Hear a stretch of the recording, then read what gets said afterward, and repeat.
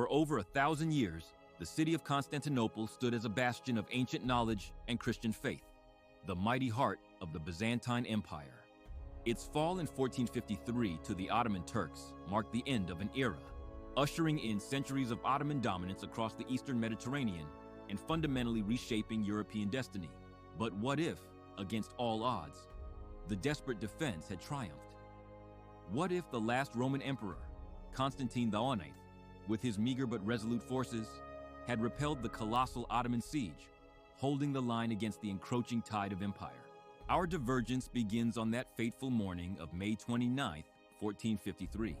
Imagine a critical breach in the wall, but this time, a well-timed, concentrated counterattack by Genoese and Venetian mercenaries, perhaps bolstered by a miraculous late arrival of papal reinforcements, pushes the Ottoman janissaries back. Crucially, Sultan Mehmed II, perhaps witnessing the setback firsthand, is struck by an errant cannonball or a sniper's arrow, fatally wounded in the chaos. His death shatters Ottoman command, plunging their camp into disarray and halting the final, decisive assault.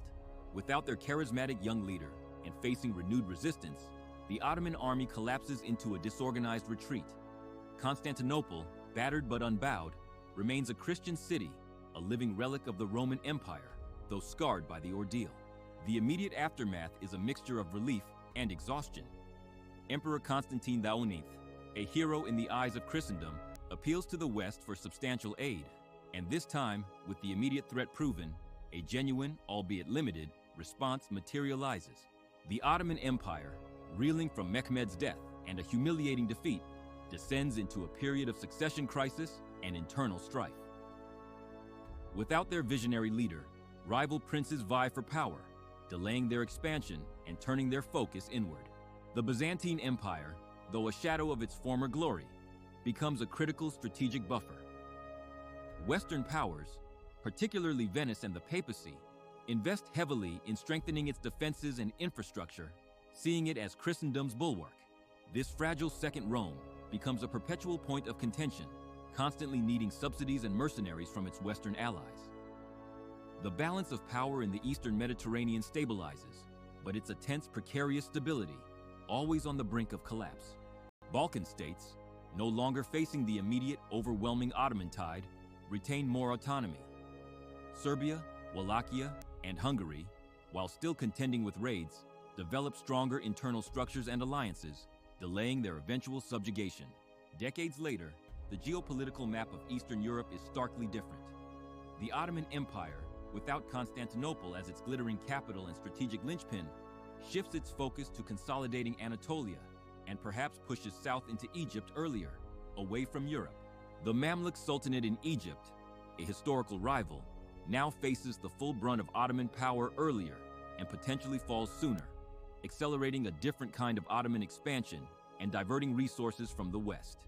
Constantinople thrives as a unique cultural crossroads, a Greek-speaking Orthodox Christian city under heavy Latin economic influence. It retains its role as a key entrepot for Silk Road trade, lessening the urgency for Western powers to find alternative sea routes to Asia. This continued viability of traditional trade routes drastically alters the course of the age of exploration. The drive to bypass the Turk-controlled Middle East diminishes, delaying or fundamentally changing the impetus for Columbus's westward voyage. Imagine a world where the Americas are not discovered by Europeans until much later, perhaps by different powers, or even by a different continent entirely. How would this shift reshape global empires and indigenous civilizations? The Renaissance in Western Europe, while still flourishing, takes on a slightly different flavor. With Constantinople as an enduring source of Greek texts and scholars, the flight of Byzantine intellectuals is less dramatic, more of a steady trickle.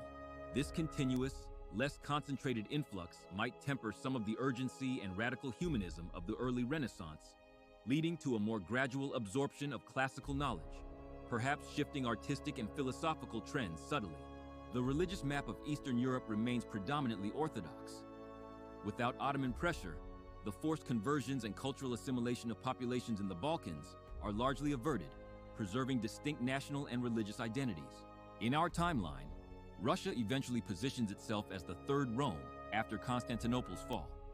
Here, with the second Rome still standing, Russia's claim is diluted, its path to imperial expansion and Orthodox leadership less clear, perhaps even challenged by a revitalized Byzantium.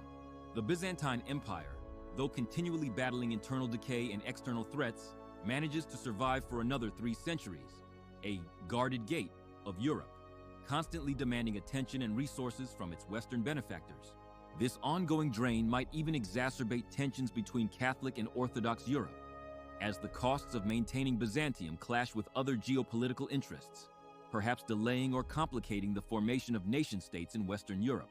Technologically, the focus on siege warfare and naval defense in the Eastern Mediterranean continues. Byzantine military engineers, collaborating with Western counterparts, develop even more sophisticated artillery and naval tactics. The Ottoman Empire, forced to adapt, might develop a stronger land army focused on Central Asia or the Mamluks.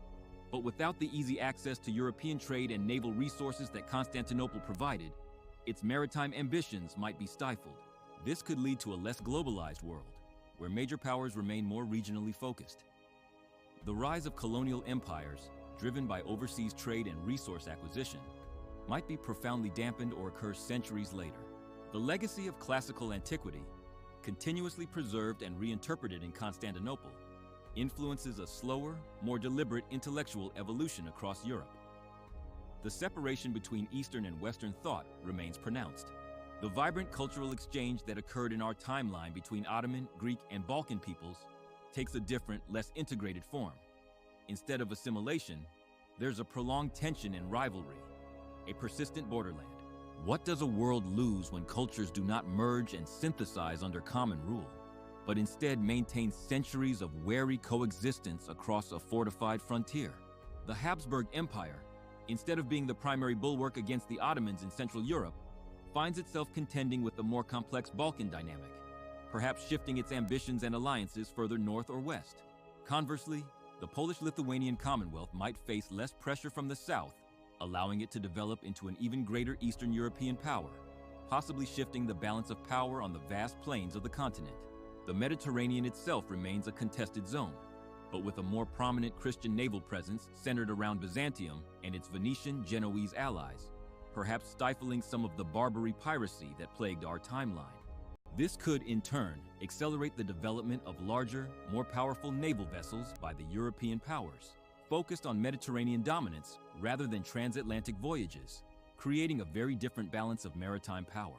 Would this intensified competition among Christian powers, with the Ottoman threat contained but ever present, lead to greater European unity or even more internecine conflict?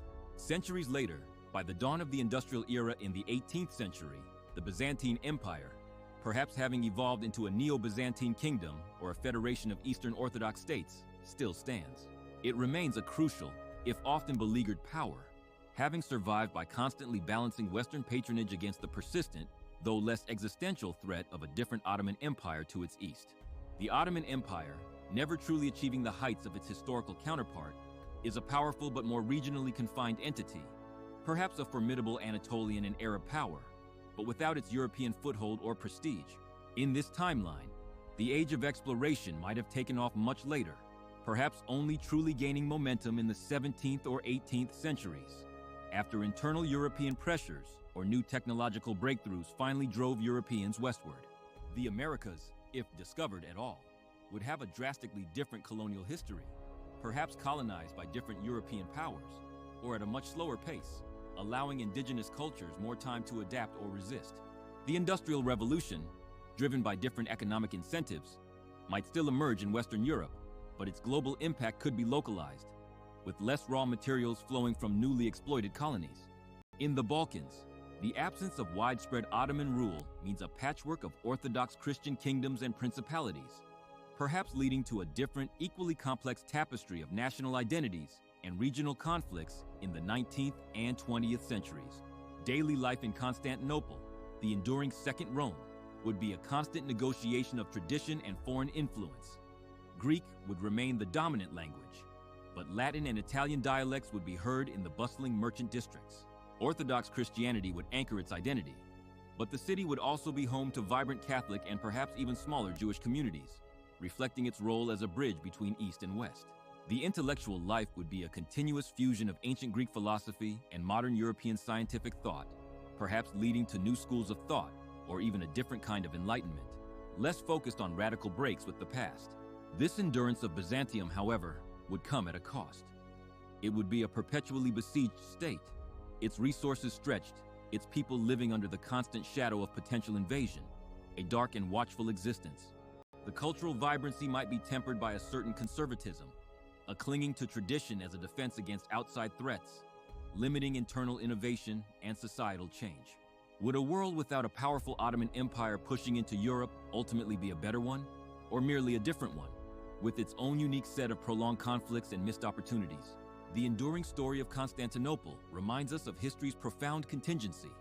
A single battle, a momentary lapse, or a sudden stroke of fate can alter the destinies of empires and civilizations for centuries.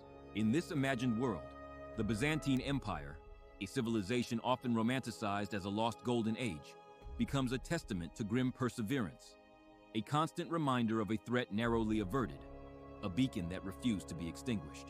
The walls of Constantinople, if they had held, would have guarded not only a city, but an entire alternate future, a darker, more contained Europe, and a world still waiting for its grand era of global connection.